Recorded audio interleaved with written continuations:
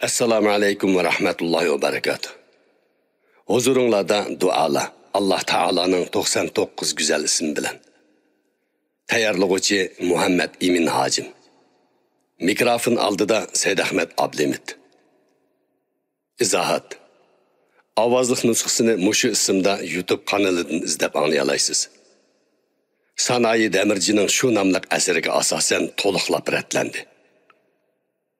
2022 yıl 3. ayının 31. günü.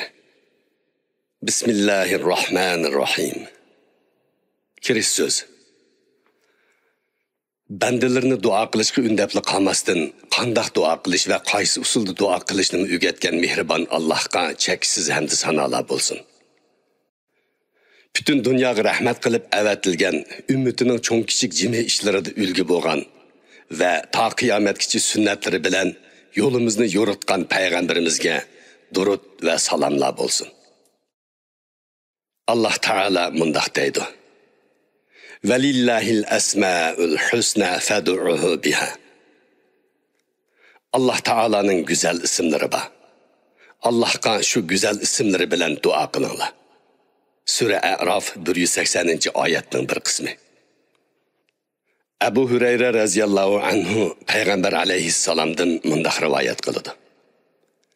Allah Taala'nın 99 ismi var. Kim ki şu isimlerini bilip amel kısa cennetke kiradi. Sahih hadis.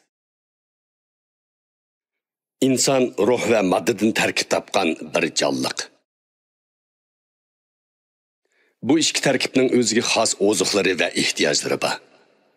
Eğer biz yemek, içmek, kiyim, keçek degandek maddi ihtiyaclarına ehmiyet berip, namaz, zikri, tesbih, dua degandek ruhi ozuqlarga ehmiyet vermesek, bizning hayat muvazinatimiz yimirlishga qarab yuzinadi. Biz bugün ruhi ozuqqa har qanday vaqtdagidimi bakrak ehtiyojliq. Bizni savriga, chidamchanlikqa, umidvorlikqa undaydigini dal bizdagi aktiv ruhi energiya. Biz ruhi energiyamizni namozdan, duodan, zikridan, fikrdan olamiz. Agar bu nuqtalarga sal qaraydigan bo'lsak, ruhimiz qurg'oqlashib, tabiatimiz qo'pollashib ketadi-da, ruhiyatimizda qahatchilik yuz beradi.